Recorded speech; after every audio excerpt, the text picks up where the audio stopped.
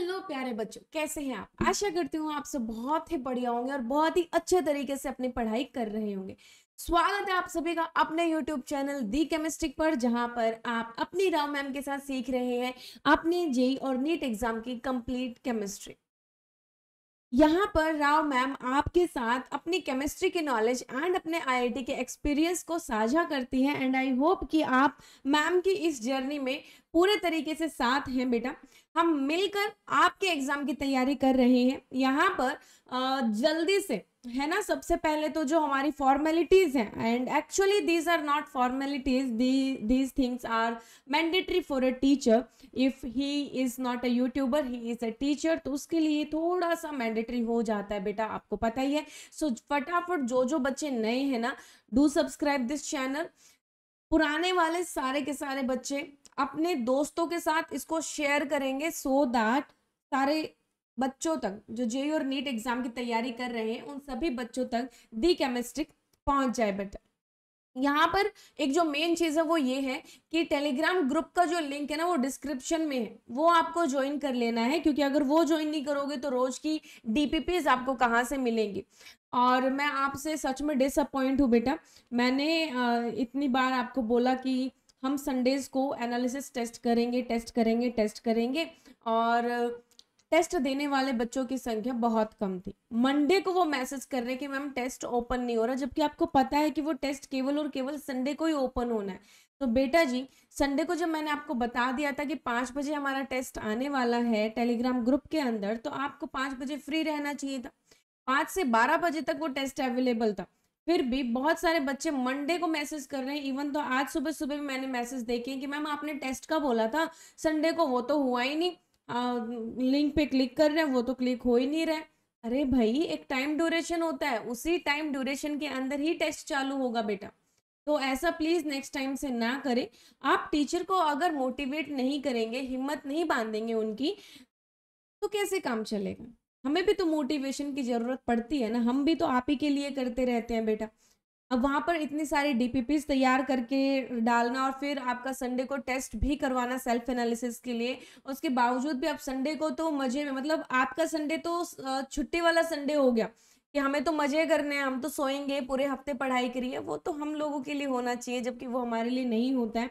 तो ऐसा नहीं करना है बेटा। जो बच्चे चूक गए हैं टेस्ट देने के लिए, इस संडे को दोपहर के 12 बजे टेस्ट डल जाएगा एंड फिर वो रात के 12 बजे तक रहने वाला है। और उसका जो सिलेबस होगा बेटा, वो कंप्लीट सॉल्यूशन चैप्टर एंड जो इलेक्ट्रोकेमिस्ट्री हम कर रहे हैं वो जहां तक हो जाएगा, वो सारा सिलेबस आपका सेल्फ एनालिसिस टेस्ट में आएगा। और इस बार जो उसको मिस कर देगा बेटा, उस बच्चे के लिए मैं कोई भी रियायत नहीं समझने वाली हूँ। अभी तो जिनका स्किप हो गया है, जिन्होंने मेरे को मैसेजेस किए हैं, उनको मैंने test as a PDF format में भेज दिया है, बट आगे से ऐसा नहीं होगा, है ना।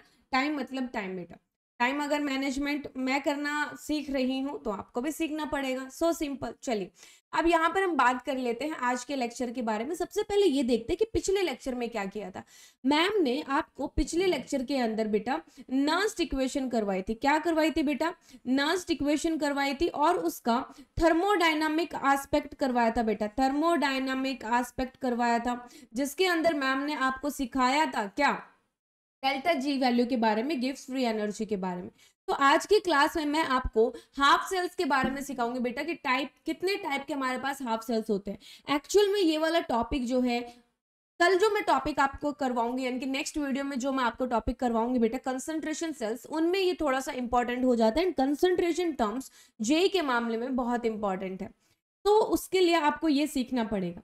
तो सबसे पहले देखते हैं कि हाफ सेल्स कितने टाइप के होते हैं। पहला होता है बेटा metal metal ion half cell, दूसरा gas gas ion half cell, तीसरा oxidation reduction half cell, and fourth है बेटा metal sparingly soluble salt of metal and anion of salt. बेटा, स्पैरेंगली की जगह कुछ बुक्स के अंदर इनसॉल्युबल सॉल्ट भी लिखा जाता है बेटा। स्पैरेंगली सॉल्युबल यानी कि थोड़ा बहुत सॉल्युबल, हल्का फुल्का। इनसॉल्युबल का मतलब वो सॉल्युबल ना के बराबर है, नहीं है इनसॉल्युबल। तो कुछ बुक्स के अंदर इनसॉल्युबल लिखा रहता है, कुछ के अंदर स्पैरेंगली सॉल्युबल सॉल्ट लिखा रहता है। इन चारों को मैं आपको डिटेल में बताऊंगी और बताऊंगी कि कैसे आइडेंटिफाई करना है कि किस टाइप का हाफ सेल।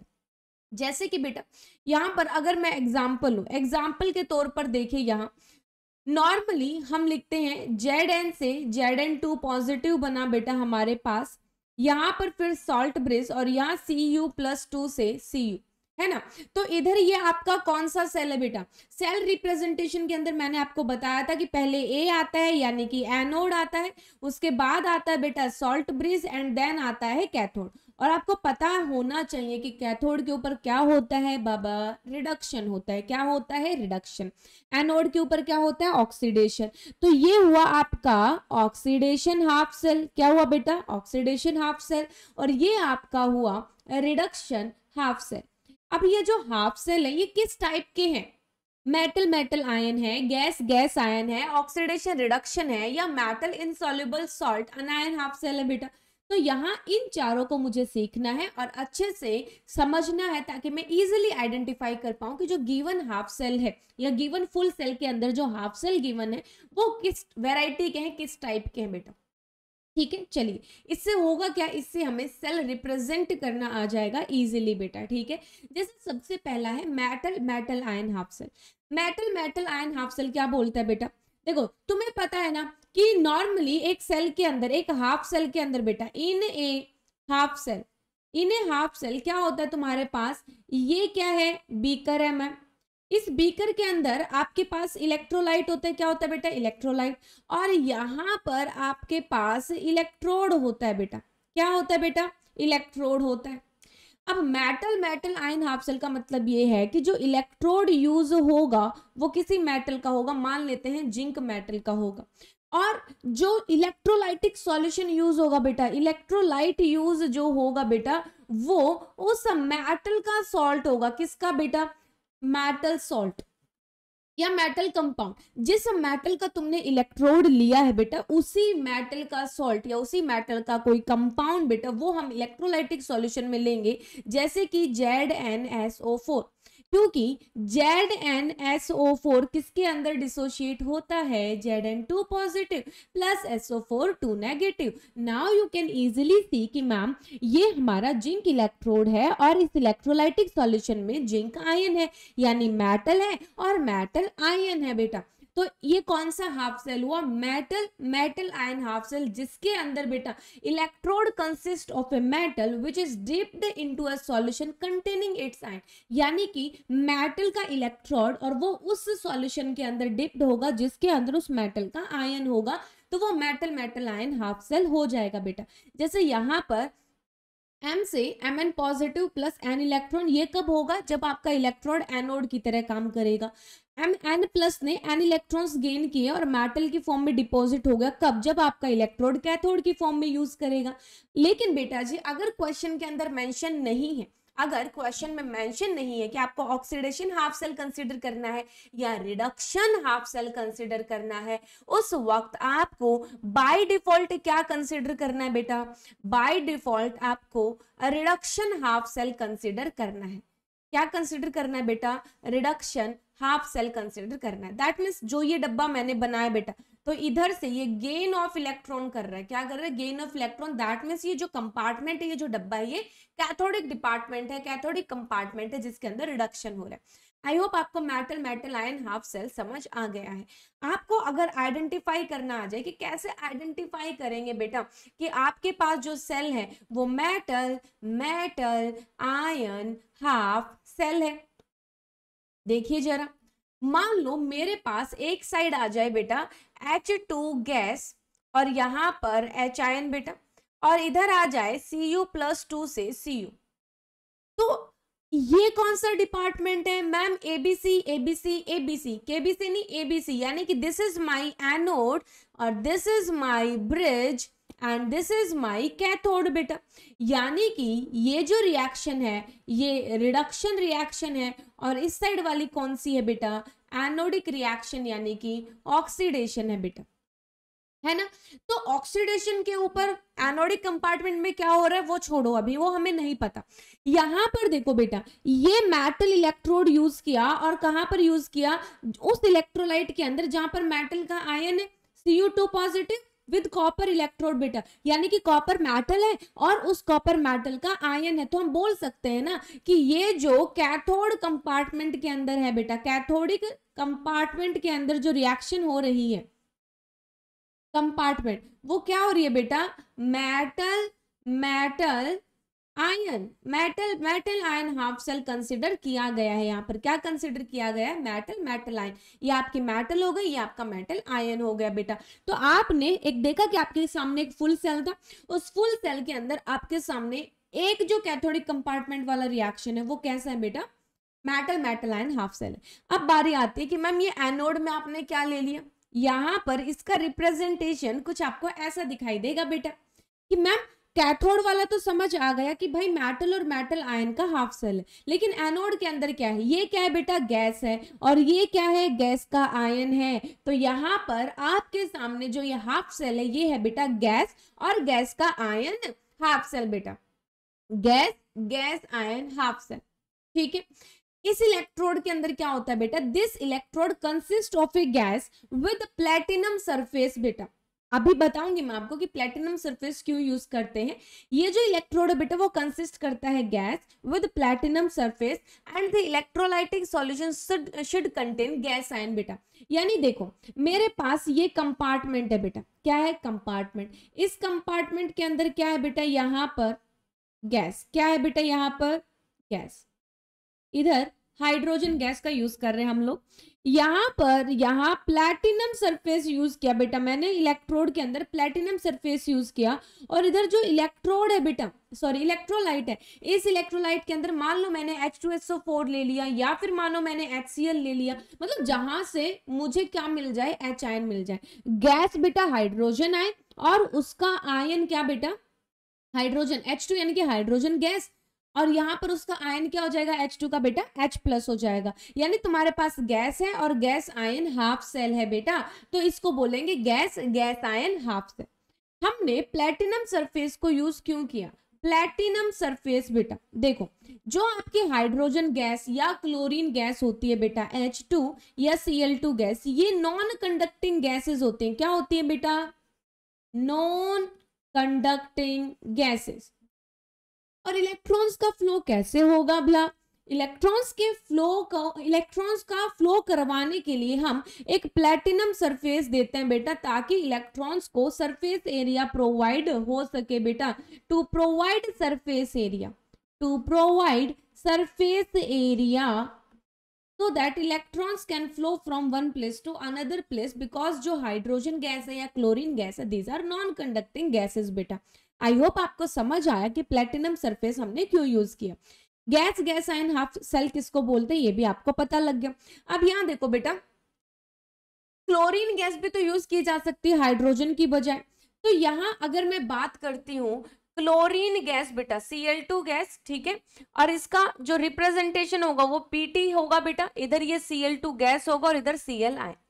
अगर मैं इसको एज एन एनोड यूज कर रही हूँ बेटा, एनोड के ऊपर क्या होता है? ऑक्सीडेशन। क्या होता है? ऑक्सीडेशन, लॉस ऑफ इलेक्ट्रॉन, यानी कि Cl नेगेटिव से बनेगा बेटा Cl2 प्लस में इलेक्ट्रॉन। एक यहाँ पर 2 क्लोरीन है ना, तो इधर भी 2 कर दिया बेटा मैंने, इधर भी कर दिया। मान लो क्लोरीन गैस को एज अ कैथोड यूज कर रही हूँ बेटा, तो क्या होगा? Cl2 जो है वो इलेक्ट्रॉन गेन करेगा और Cl नेगेटिव फॉर्म कर देगा। 2 क्लोरीन है ना इधर, तो 2 इलेक्ट्रॉन का गेन होगा और 2 Cl नेगेटिव आयन बनेंगे। ठीक है, मान लो कि आप हाइड्रोजन गैस यूज कर रहे हो, H2 गैस यूज कर रहे हो बेटा, ठीक है, तो आपके पास गैस आयन बेटा, गैस का आयन होना चाहिए कौन सा? H+ होना चाहिए, है ना। तो यहां अगर मैं एनोड की बात करूं तो ऑक्सीडेशन होगा हाइड्रोजन गैस का, ये हुआ बेटा H2 से H आयन प्लस इलेक्ट्रॉन। अब ध्यान से देखो, 2 हाइड्रोजन है बेटा, तो इधर 2 H आयन और 2 इलेक्ट्रॉन हो जाएगा। ठीक है, अब मान लेते हैं कि मैं कैथोड के ऊपर रिएक्शन करा के देख रही हूँ। कैथोड के ऊपर होता है रिडक्शन भला, और रिडक्शन पे होता है गेन ऑफ इलेक्ट्रॉन्स। तो यहाँ H ion will gain 1 electron and will make hydrogen gas बेटा। H आयन क्या है? Aqueous solution, right. अब यहाँ पर 2 हाइड्रोजन है, तो 2 हाइड्रोजन बनाने के लिए 2 H आयन और 2 H आयन, तो 2 इलेक्ट्रॉन्स को गेन करेंगे। आ गई बात समझ में बेटा? ठीक है, सेल रिप्रेजेंटेशन क्या हो जाएगी बेटा? Platinum surface, hydrogen gas and H ion, ये होगी बेटा एनोड की। क्या होगी? एनोड की। प्लेटिनम सरफेस हम यूज करते हैं गैस के साथ बेटा, to provide the surface area for the flow of the electrons बेटा। ठीक है, नाउ सी, आप ये देखो बेटा, मैंने ये करवा दिया, ये करवा दिया, ये करवा दिया, ये करवा दिया। अब O2 से OH आयन बनता है बेटा, इसकी रिएक्शंस आप घर से करके लेके आएंगे और मुझे इंस्टाग्राम पे बताएंगे या कमेंट बॉक्स में बताएंगे, ठीक है, कि मैम यहाँ पर कितने इलेक्ट्रॉन्स का लेना देना हुआ है फॉर 1 मोल ऑफ O2।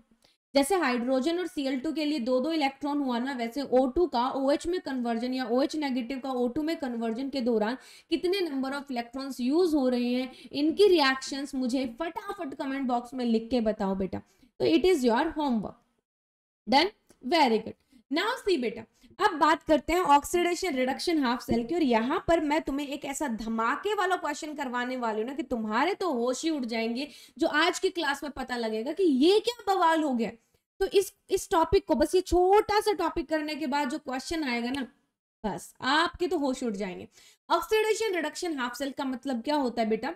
जो इलेक्ट्रोड्स हम यूज करते हैं वो इनर्ट यूज करते हैं। सबसे पहले तो इसका मतलब समझो।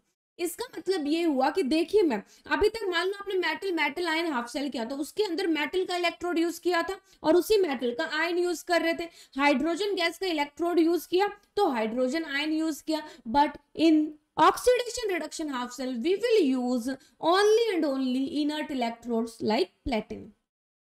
जो कंपार्टमेंट्स होंगे ना बेटा, जो आपके डब्बे होंगे जिनमें रिएक्शन हो रही है एनोड और कैथोड की रिएक्शन, उनके अंदर सेम स्पीसीज होगी बेटा। क्या होगी? सेम स्पीसीज होगी, सेम चीज होगी, बस अलग अलग ऑक्सीडेशन स्टेट में होगी, अलग अलग ऑक्सीडेशन स्टेट में होगी। अब देखो यहाँ पर लास्ट पॉइंट है कि कोई भी मैटर डिपॉजिट नहीं होगी इलेक्ट्रोड के ऊपर। जैसे कि मेटल आयन हाफ सेल के अंदर मेटल जो डिपॉजिट हो रही थी इलेक्ट्रोड के ऊपर बेटा। गैस आयन हाफ सेल के अंदर जो हाइड्रोजन गैस है वो लिबरेट हो रही थी बेटा। लेकिन ऐसा कुछ भी ऑक्सीडेशन रिडक्शन हाफ सेल के अंदर नहीं होता, वहां पर कोई डिपोजिशन नहीं होता, वहां पर एक ही स्पीसीज अलग अलग डिफरेंट ऑक्सीडेशन स्टेट्स के अंदर उसी सॉल्यूशन के अंदर रहती है बेटा। फॉर एग्जाम्पल Fe+3 है बेटा, ठीक है, एक्वस सॉल्यूशन के अंदर है बेटा Fe+3, इलेक्ट्रॉन को गेन किया और Fe+2 फॉर्म कर लिया, ठीक है। सेल रिप्रेजेंटेशन कैसे होती है बेटा? ऑफ कोर्स हम लोग कौन सा डिपार्टमेंट, कौन सा कंपार्टमेंट बाय डिफॉल्ट मान के चलते हैं? बाय डिफॉल्ट हम मान के चलते हैं क्या बेटा? बाय डिफॉल्ट हम मान के चलते हैं कैथोडिक कंपार्टमेंट, यानी रिडक्शन हो रहा है। तो यहाँ Fe+3 से एक इलेक्ट्रॉन गेन करके Fe+2 बना बेटा, Fe+3 से Fe+2 बना by gain of 1 electron. And here then we will write platinum surface. Electrode जो हमने यूज किया वो यहाँ पर लिखेंगे बेटा, यानी Fe+3 से Fe+2 विद प्लेटिनम सरफेस। जैसे बेटा यहाँ पर Sn+4 से Sn+2 विद प्लेटिनम फेस, ठीक है। तो यहाँ पर क्या हो रहा है बेटा? हम एक ही स्पीसीज को यूज कर रहे हैं अलग अलग डिफरेंट ऑक्सीडेशन स्टेट में, ठीक है। अब देखो यहाँ एक बहुत इंपॉर्टेंट सवाल है जो कि बेहतरीन सवाल है बेटा। इधर देखो, तुम्हें E0 of the given cell निकालना है। इस गिवन सेल का E0 निकालना है और E0 दे रखी है बेटा आपको दो अलग अलग हाफ सेल्स की। तो सबसे पहले तो मुझे ये बताओ कि जो गिवन सेल है क्या ये हाफ सेल है, हाफ सेल या फुल सेल बेटा, या फुल सेल है? जल्दी से बताओ, क्या ये आपका हाफ सेल है, फुल सेल है? जल्दी से सोचो थोड़ा सा, क्या ये हाफ सेल है या फुल सेल है? Dear student, it is a full cell. ये क्या है बेटा? फुल सेल है। क्योंकि इतना प्यार तुमको करते हैं हम। क्यों है फुल सेल? क्योंकि इसमें मैम इलेक्ट्रॉन्स दिखाई नहीं दे रहे। क्या दिखाई नहीं दे रहे बेटा? इलेक्ट्रॉन्स दिखाई नहीं दे रहे। क्या आपको इस ओवरऑल रिएक्शन के अंदर कहीं पर भी इलेक्ट्रॉन दिखाई दे रहा है क्या? नहीं, मुझे तो नहीं दिखाई दे रहा।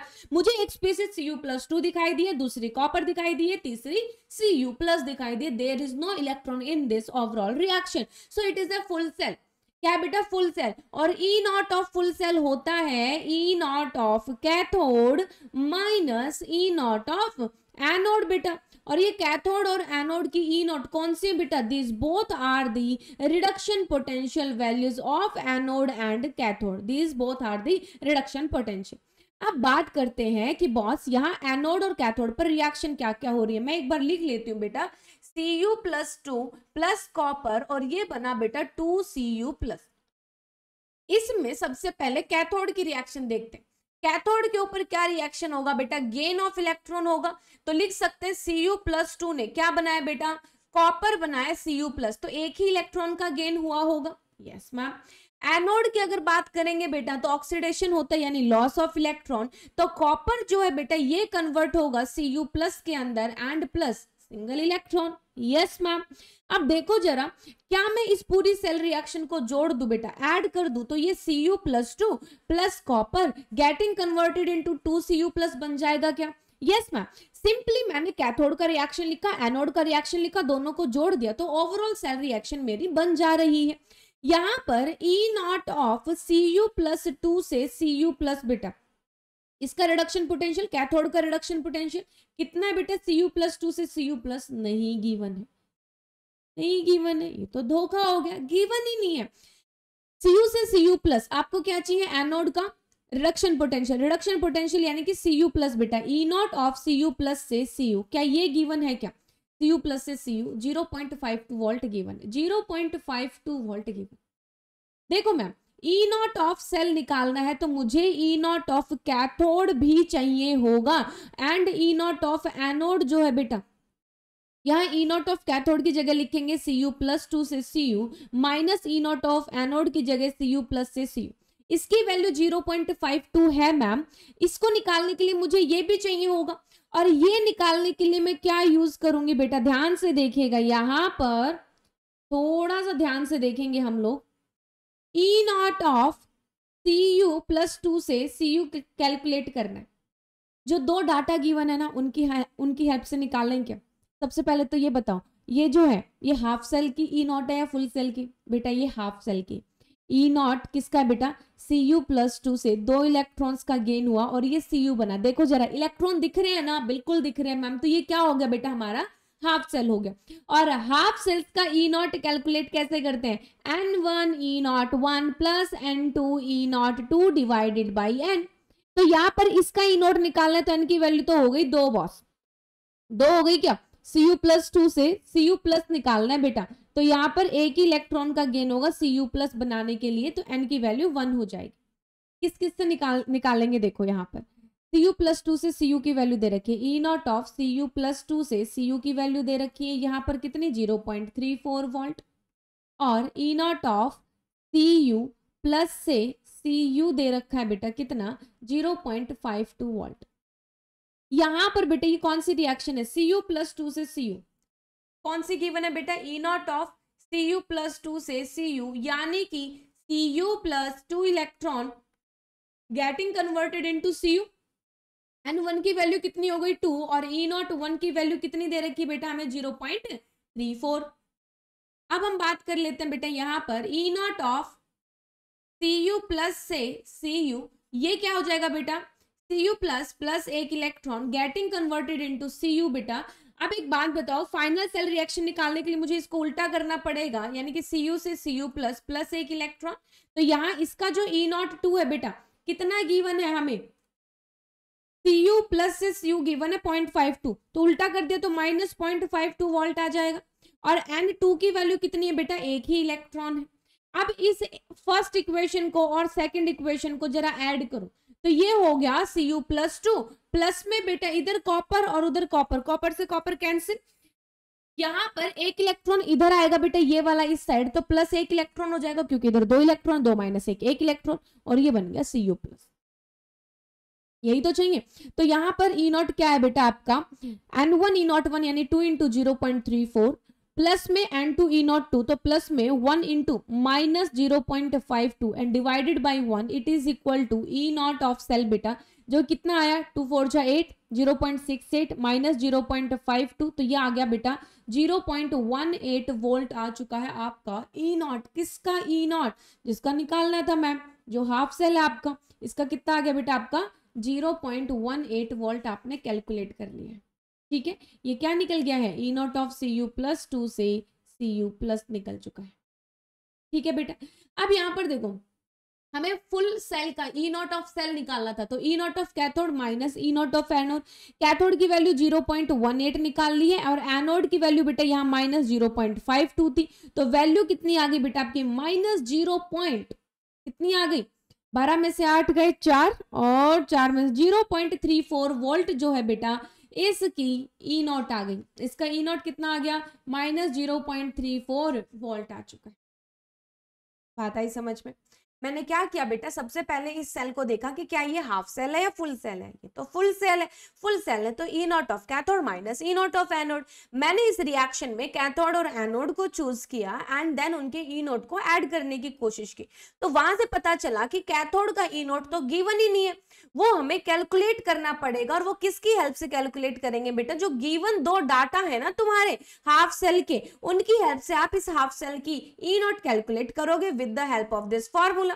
वो ई नॉट कैलकुलेट करके यहां पर वैल्यू रखी हमने और इधर से आंसर निकाल लिया। जो गिवन सेल है उसका ई नॉट माइनस 0.34 वोल्ट हो जाए।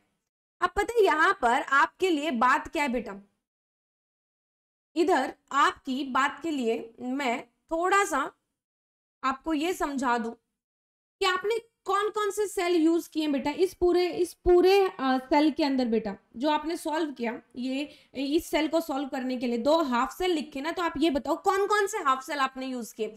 मैम कैथोड के ऊपर मैंने Cu+2 से Cu+ लिखा। कैथोड के ऊपर क्या लिखा बेटा, A B C। तो सबसे पहले एनोड लिखते हैं Cu से Cu+, Cu से Cu+, सॉल्ट ब्रिज आया। उसके बाद कैथोड के ऊपर आया है मेरा Cu+2 से यहां पर Cu+ and then platinum surface. देखो बेटा गौर से देखो, मैम मेटल का आयन, metal ion half cell is present in the anodic side. And अगर मैं बात करूं इस वाले की बेटा, तो यहां पर एक ही स्पीसीज है in different oxidation state Cu+2 and Cu+। तो ये हुआ oxidation reduction half cell. That means मेरे पास दो अलग अलग वेराइटी के हाफ सेल है इसके अंदर। एक मेरा पहला है मेटल आयन हाफ सेल, और ये क्या है बेटा, ऑक्सीडेशन रिडक्शन हाफ सेल। ये क्या बेटा, ऑक्सीडेशन रिडक्शन हाफ सेल। अब कमाल की बात देखना, यहां पर सबसे पहले मैं एक बार आपको डेल्टा जी की वैल्यू कैलकुलेट करके दिखा दूं इस ओवरऑल रिएक्शन के लिए। Delta G nought is equal to minus NF E nought होता है बेटा।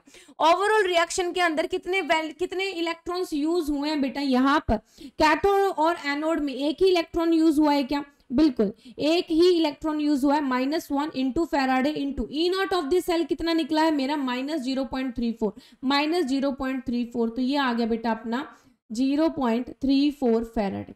ये डेल्टा जी नॉट की वैल्यू आ चुकी है बेटा, ठीक है, -0.34 वोल्ट आ गया। अब पता है कमाल की चीज, मैं एक बार इसमें स्लाइड ऐड कर लेती हूँ बेटा आपके लिए।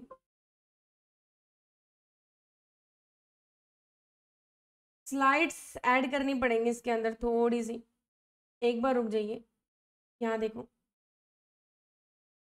हाँ एक और ऐड कर लेते।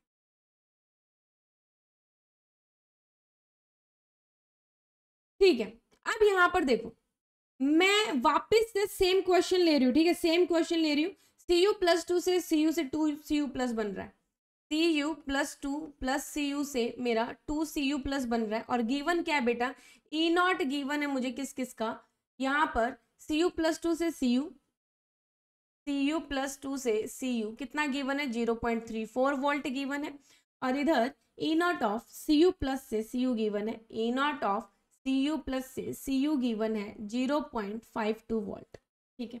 अब देखना कमाल की बात, अभी आपका दिमाग थोड़ा सा फ्यूज होगा कि मैम ये क्या कर दिया, पिछला वाला स्टेप समझ आ गया ना, पिछला वाला स्टेप अगर क्लियर है तो इस वाले पे थोड़ा फोकस करो। क्या मैं इन दोनों से ये जो गिवन डाटा है बेटा, इससे लिख के देखूं कि किस किस का ई नॉट गिवन है। मैम ये Cu+2 प्लस 2 इलेक्ट्रॉन Cu बन रहा है, इसका गिवन है। ये Cu+ प्लस 1 इलेक्ट्रॉन से Cu बन रहा है, इसको मैम 2 से मल्टीप्लाई कर दूं, 2 से मल्टीप्लाई करते ये बनेगा 2Cu+ plus 2 electron getting converted into 2Cu, है ना। And ma'am now reverse first reaction, अब इस रिएक्शन को रिवर्स करते हैं बेटा। 2Cu से बना 2Cu प्लस प्लस 2 इलेक्ट्रॉन बेटा, ये रिवर्स कर दिया। अब लिखते हैं ये वाली रिएक्शन बेटा, इधर यहां पर लिख रही हूं मैं Cu प्लस टू इलेक्ट्रॉन। देखना जादू, देखना अब आप जादू। मैम दोनों को जोड़ दिया, 2 इलेक्ट्रॉन से 2 इलेक्ट्रॉन कैंसिल हो गया, ये Cu इधर आएगा माइनस बन के, तो 2 Cu में से 1 Cu जाएगा तो 1 Cu बचेगा, तो यहाँ Cu plus 2 plus Cu getting converted into 2 Cu plus बेटा। समझ आया? देख मैंने निकाल दी ना रिएक्शन, मतलब जो जिस फुल सेल रिएक्शन का मुझे ई नॉट कैलकुलेट करना था, वो जो सेल रिएक्शन है मैंने इस गिवन डाटा से निकाल लिया बेटा। क्या किया मैंने, यहाँ पर इसका जो ई नॉट था बेटा उसको उस फॉर्म में लिखा, यहाँ पर जो दूसरा वाला गिवन था बेटा इसको भी मैंने उस फॉर्म में लिख लिया। अब अगर मैंने फॉर्म में लिख लिया है तो मैंने एक्चुअल में क्या किया है, इसके अंदर ये वाली जो रिएक्शन है बेटा मैंने ऐड करी है। पहली बात तो इसको रिवर्स करा है, रिवर्स करते इसकी वैल्यू माइनस 0.52 वोल्ट हो जाएगी। अच्छा एक बात बताओ, 2 से गुणा किया तो क्या इसको भी 2 से गुना होगा क्या? बिल्कुल भी नहीं होगा, क्योंकि ma'am E nought values are the intensive properties and intensive को मल्टीप्लाई एंड सब्ट्रैक्ट नहीं कर सकते, राइट तो यहाँ मैंने इसको 2 से मल्टीप्लाई किया तो इसकी ई नॉट वैल्यू को नहीं करेंगे 2 से मल्टीप्लाई। हाँ रिएक्शन उल्टा किया तो ई नॉट उल्टा हो जाएगा। अब क्या किया बेटा, इसको और इसको ऐड कर दिया सिंपली, तो इसकी जो वैल्यू है 0.34, यानी कि E not of this cell is equal to बेटा 0.34 प्लस में माइनस 0.52 बेटा, यानी आंसर क्या आ जाएगा, 12 में से 4 गए तो 8, 12 में से 4 गए 8 बेटा, 4 में से 3 गए 1, और यहाँ पर 18 हो गया, और ये माइनस का 0.18 वोल्ट, ये आपका ई नॉट ऑफ सेल आ गया। ठीक है, ओवरऑल एन की वैल्यू कितनी है, 2। ध्यान से देखो, सेल एक ही है, सेल एक ही है लेकिन 2 ई नॉट वैल्यूज हैं। यहां लिख रही हूं बेटा मैं इंपॉर्टेंट कंक्लूजन में, एक सेल की 2 ई नॉट वैल्यूज हो सकती हैं, वैल्यूज हो सकती हैं बेटा।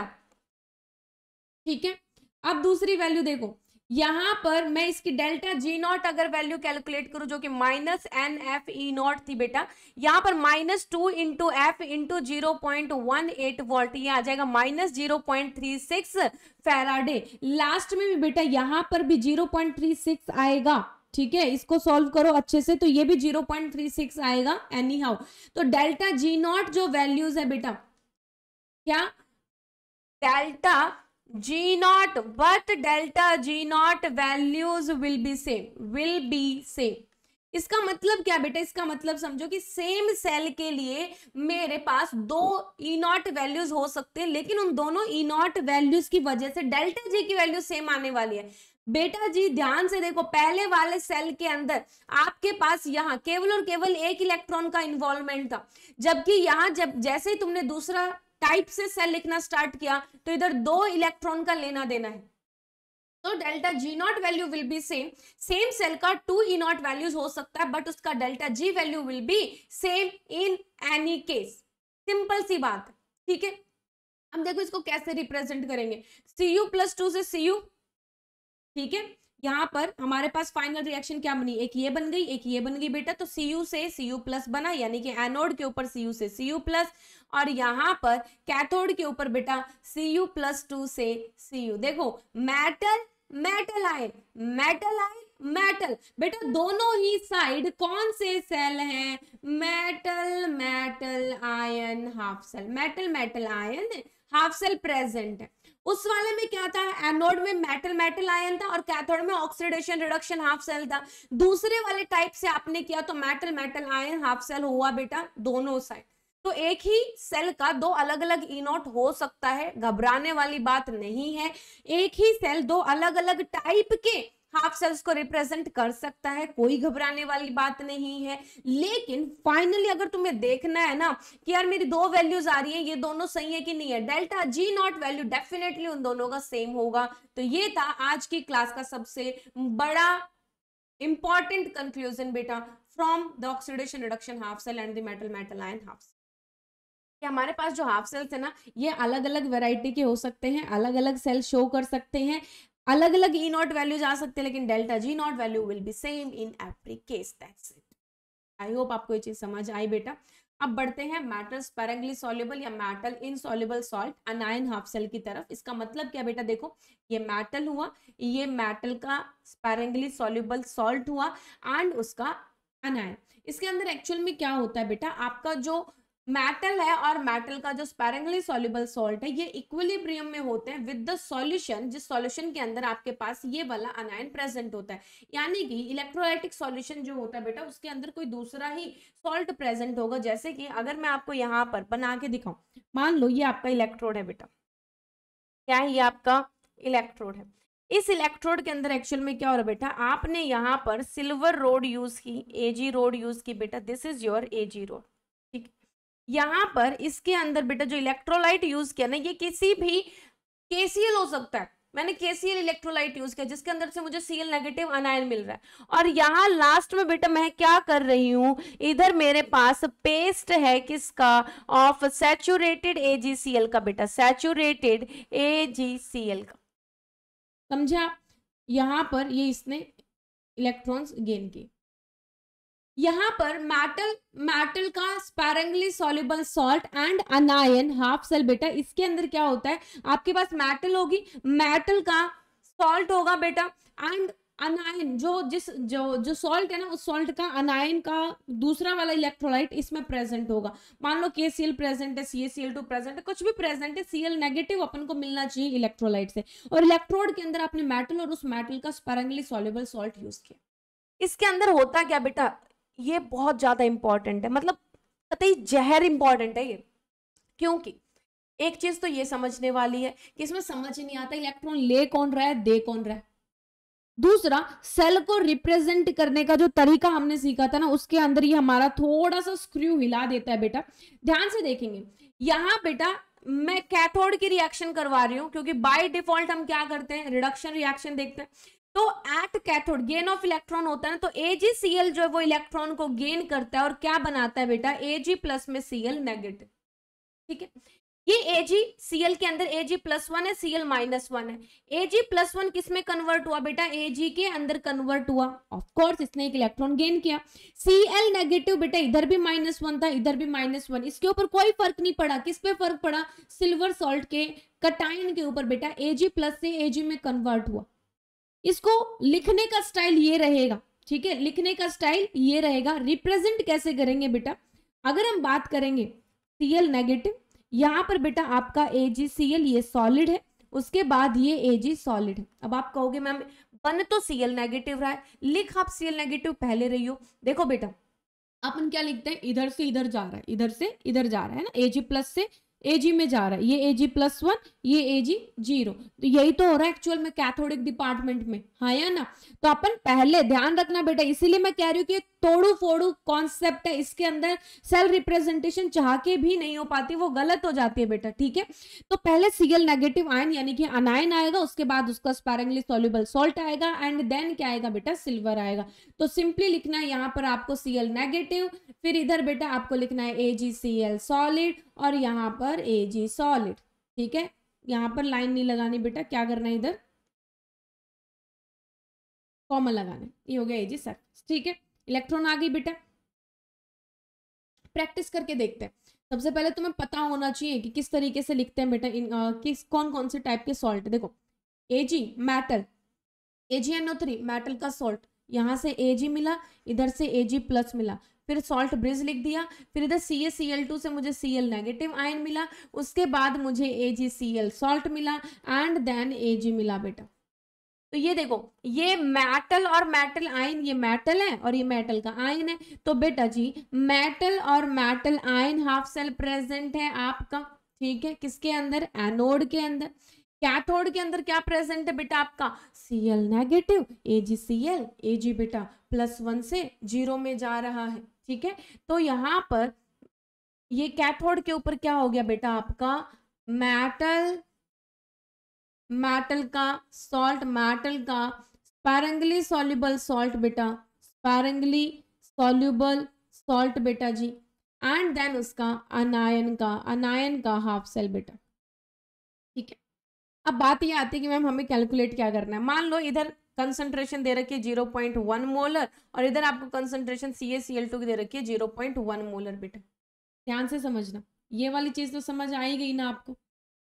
अब इसको कैसे सॉल्व करेंगे, बहुत ही सिंपल है। देखो एक बार फिर से क्या कर लेते हैं, स्लाइड ऐड कर लेते हैं। स्लाइड ऐड करना बहुत इंपॉर्टेंट है, वरना जगह ही नहीं होगी लिखने के लिए, है ना। तो यहाँ पर इधर ऐड करनी है, ये लो। हाँ जी, देखो बेटा हमारे पास, आपको पता है ना, सेल रिप्रेजेंटेशन के अंदर इधर एनोड आता है, इधर ब्रिज आता है, इधर कैथोड आता है। तो एनोड के ऊपर क्या होता है, ऑक्सीडेशन, यानी कि मैम ये हो गया at anode.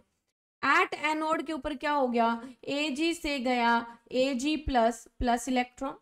And at cathode, बेटा कैथोड के ऊपर होता है रिडक्शन गेन ऑफ इलेक्ट्रॉन। तो ये क्या होगा बेटा, AgCl जो वो इलेक्ट्रॉन को गेन करेगा और Ag plus Cl negative form करेगा। दोनों में नंबर ऑफ इलेक्ट्रॉन सेम है, मैंने आपको नर्स्ट इक्वेशन में सिखाया था बेटा। For a full cell reaction, किसके लिए बेटा, फुल सेल रिएक्शन के लिए हमारे पास number of electron lost is equal to number of electron gain होते हैं।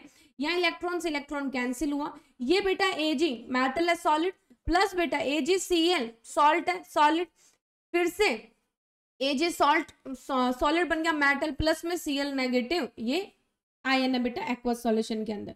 तो नस्ट इक्वेशन से अगर ई सेल निकालेंगे बेटा, तो E not of the cell minus 0.0591 divided by N, और एन की वैल्यू यहाँ पर 1 है बेटा।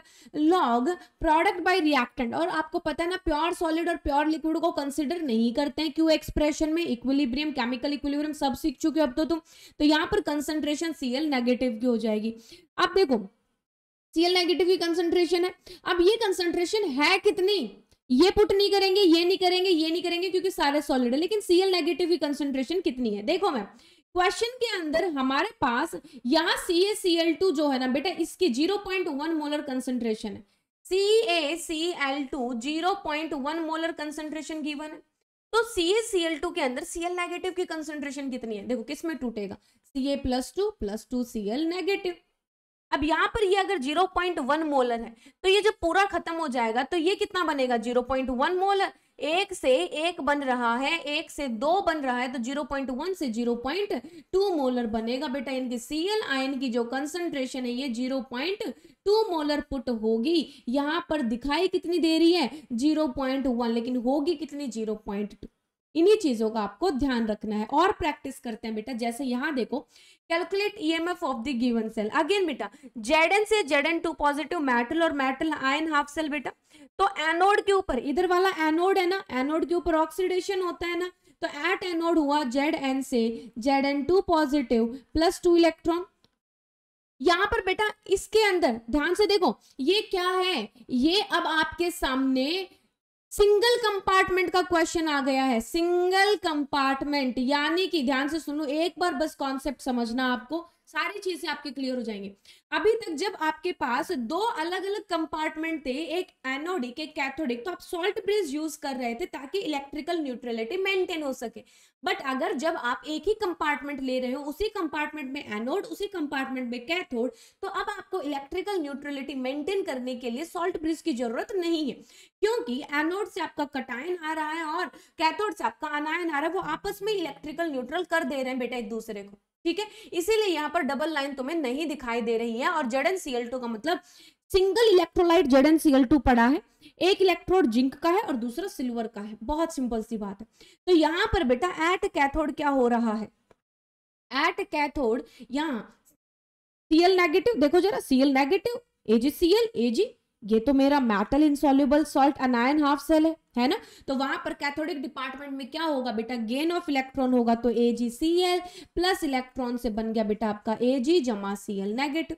इसमें 2 इलेक्ट्रॉन है, तो भाई साहब इसको 2 से मल्टीप्लाई करना पड़ेगा, ये आ जाएगा 2AgCl plus 2 electron getting converted into 2Ag plus 2 Cl negative.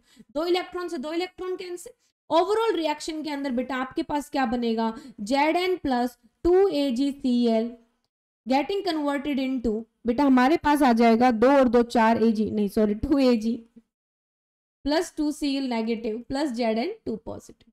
तो बेटा हमारे पास देखो, हम E cell is equal to E naught of cell minus 0.0591, by n log product by reactant में केवल इन्हीं दो वैल्यूज को रखेंगे, इनको नहीं रखेंगे क्योंकि ये सॉलिड है।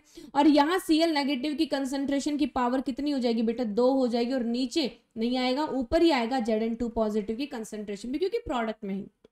ठीक है, तो इधर कंसंट्रेशन अगेन ZnCl2 में 0.1 दे रखी है, तो ध्यान रहे ZnCl2 के अंदर बेटा यहाँ ZnCl2 फिर से Zn2 positive plus 2Cl negative दे रहा है। अगर ये 0.1 है तो बेटा ये 0.1 और ये 0.2 मोलर होने वाला है। This concentration will be put at the place of the Cl negative concentration. ठीक है बेटा, इस तरीके से सॉल्व करेंगे। आप ये क्वेश्चन कर सकते हैं, देखो जरा, लेड है, लेड सल्फेट का सॉल्यूशन स्पैरेंगली सॉल्युबल सॉल्ट है बेटा, इधर अनायन SO4 नेगेटिव है, तो ये हो गया आपका metal, metal insoluble salt, and this is anion half cell. यहाँ बेटा हाइड्रोजन आयन है और H2 गैस है, तो gas gas ion half cell है, यानी इस साइड बेटा आपका gas gas ion half cell है, और इधर आपका क्या हो जाएगा बेटा, metal insoluble salt anion half cell हो जाएगा। ठीक है, निकाल सकते हैं आराम से। चलिए, एक लास्ट बचता है बेटा, ये स्पेशल है किसका, हमारा metal, metal insoluble salt anion half cell, इसी का एक स्पेशल केस है mercury, mercurous chloride, chloride ion बेटा, मरकरी है, मरकरी का क्लोराइड बेटा, मरकरी का सॉल्ट है एंड उसका फिर अनायन है बेटा, इसको हम कैलोमल हाफ सेल बोलते हैं। इसकी रिएक्शन होती है बेटा Hg2Cl2 प्लस इलेक्ट्रॉन, ये बनाता है बेटा Hg liquid plus chloride ion. जैसे सिंपली AgCl था बेटा, वो इलेक्ट्रॉन गेन करके Ag बना रहा था प्लस में Cl नेगेटिव, तो ये Ag सॉलिड बना रहा था, ये मरकरी लिक्विड बना रहा है, तो 2 इलेक्ट्रॉन हो जाएंगे बेटा इधर। ठीक है, तो इसका सेल रिप्रेजेंटेशन भी डिट्टो है, Cl negative then salt then आपका मरकरी लिक्विड, बस उसके अंदर प्लेटिनम सरफेस नहीं था। क्यों नहीं था, क्योंकि वहां सिल्वर सॉलिड बन रहा था। यहाँ पर platinum surface will be required because यहाँ पर मरकरी लिक्विड है बेटा, और हम प्लेटिनम को ही यूज करते हैं in spite of the mercury liquid, because it is liquid बेटा, it can not give the surface area for the flowing of the electrons, right. यहाँ पर बेटा प्रैक्टिस कर लेते हैं एक बार इस क्वेश्चन की। Zn से ZnCl2 0.1 मोलर दे रखा, फिर से सेम बात है बेटा, यहाँ Zn से Zn2 पॉजिटिव बनेगा आपका एनोड के ऊपर, कैथोड के ऊपर ये Cl नेगेटिव है, Hg2Cl2 है, और ये Hg लिक्विड, और ये प्लेटिनम सरफेस बेटा। तो इधर आप बताओ क्या रिएक्शन लिखोगे, अगर मैं आपको हाफ सेल ना पढ़ाऊं और आपके सामने ऐसा क्वेश्चन आ जाए, तो क्या आप कैथोड की रिएक्शन लिख पाओगे क्या, बिल्कुल नहीं। कैथोड पे क्या होता है, गेन ऑफ इलेक्ट्रॉन, गेन कौन करेगा इलेक्ट्रॉन्स का, मर्क्यूरस क्लोराइड बेटा, Hg2Cl2 प्लस इलेक्ट्रॉन, 2 इलेक्ट्रॉन यहाँ लॉस होंगे बेटा, 2 ही इधर गेन होंगे, ये बन जाएगा 2Hg प्लस 2Cl नेगेटिव, दोनों को ऐड करेंगे बेटा, तो ये बन गया आपका zinc solid plus Hg2Cl2 salt solid बेटा, ये बन गया Zn2 पॉजिटिव एक्वस बेटा, इधर ये बन गया 2Hg लिक्विड एंड प्लस में 2Cl नेगेटिव एक्वस बेटा। तो हमारे पास जो ई सेल होगी बेटा, EMF of cell Nernst equation के अंदर E not of cell minus 0.0591 divided by N, जिसकी वैल्यू 2 है, लॉग प्रोडक्ट बेटा यहाँ पर Zn2 पॉजिटिव की कंसेंट्रेशन इनटू में Cl नेगेटिव कंसेंट्रेशन की पावर 2 बेटा। ये लिक्विड में है, नहीं आएगा, ये सॉलिड है, नहीं आएगा। Zn2 पॉजिटिव की कंसेंट्रेशन बेटा 0.1 हो जाएगी, देखो अगेन ZnCl2, ये Zn2 positive plus 2Cl negative, तो ये 0.1 मोलर है, ये भी 0.1 में डिसोशिएट होगा, सॉल्ट है 100% डिसोशिएट होगा, ये 1 से 2 बना रहा है तो 0.1 से 0.2 बना लेगा, वैल्यूज पुट करेंगे, ईएमएफ ऑफ दिस सेल आ जाएगा। ई नॉट ऑफ सेल कैसे कैलकुलेट करते हैं, E not of cathode minus E not of anode, that will be given in the question and you can easily calculate, otherwise E not of cell भी आपको given होगी। सो यहाँ पर खत्म होता है आपका types of half cell, and आपको डेफिनेटली ये टॉपिक समझ आ गया होगा। अब आपके सामने कोई भी सेल रिप्रेजेंटेशन आ जाए, आप कैथोड और एनोड की सेल को जो रिएक्शन है बेटा उनको अलग अलग लिख सकते हो, होपफुली आपको कोई दिक्कत नहीं आएगी। तो अगर आपको ये लेक्चर समझ आ गया है तो आप कमेंट बॉक्स में लिखकर जरूर बताएं। देखो बेटा, आपके जो सजेशंस है ना वो हमेशा वेलकम है दी केमिस्ट्री के लिए, कमेंट सेक्शन में आप लिखा करो। जैसे एक बच्चे ने लिखा था कि मोल कॉन्सेप्ट का 1 शॉट चाहिए, एक बच्चे ने लिखा कि मैम प्लीज जल्दी जल्दी लाइव आओ, तो ऐसे ही कमेंट्स आप भी कर सकते हैं, कोई प्रॉब्लम नहीं है बेटा। अगर आपका कमेंट अच्छा होगा, सुझाव अच्छा होगा बेटा, तो उसको ऑफ कोर्स कंसीडर किया जाएगा। अब देखो, पढ़ाने का काम मेरा, अच्छे से पढ़ाने का काम मेरा है, पढ़ने का काम तुम्हारा, अच्छे से पढ़ने का काम तुम्हारा, और एक और काम भी तुम्हारा है यार, जल्दी से चैनल को शेयर कर दो, subscribe press the bell icon so that जब भी नोटिफिकेशन पहुंचे, अभी आजकल आप देख रहे हो कि मैम जो है अपडेट्स और इंफॉर्मेशन जो केमिस्ट्री के अलावा इससे रिलेटेड जो इन्फॉर्मेशन है वो भी लेके आती है। तो वीडियो कभी कभी रात को भी डलती है, लेट भी डलती है, सुबह में भी डलती है।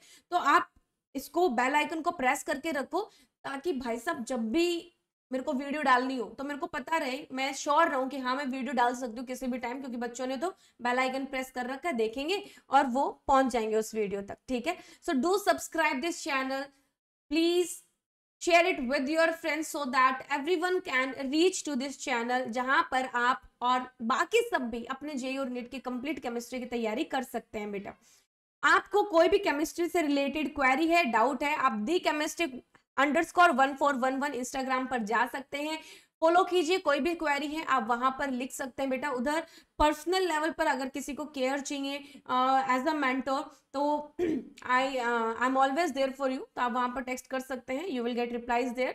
टेलीग्राम का लिंक आपको डिस्क्रिप्शन में मिला हुआ है, जल्दी से जाओ उसको फॉलो करो, क्योंकि वहां पर इस लेक्चर की डीपीपी, अगर तुम यहां तक पहुंच गए हो यानी कि तुमने लेक्चर पूरा देख लिया है, तो ये अब तुम्हारी ड्यूटी है कि तुम अब डीपीपी सॉल्व करो, क्योंकि बिना डीपीपी सॉल्व करे तो कुछ हो ही नहीं सकता। लेक्चर्स तो कितने ही देख लो, मूवी थोड़ी है जो देखते रहे सुनते रहे, है ना। और ऐसे कोई मेरी लता मंगेशकर जी जैसी आवाज भी नहीं है कि आप मेरी आवाज सुनने के लिए बैठे हो। तो डीपीपी जल्दी से जल्दी सॉल्व करना है। कोई भी डाउट आता है तो कमेंट बॉक्स में लिखो या फिर इंस्टाग्राम पे लिख दो, कोई प्रॉब्लम नहीं है बेटा। Do subscribe this channel, do subscribe this channel, press the bell icon, press the bell icon. Next video में मिलते हैं, तब तक के लिए टेक केयर, बाय बाय।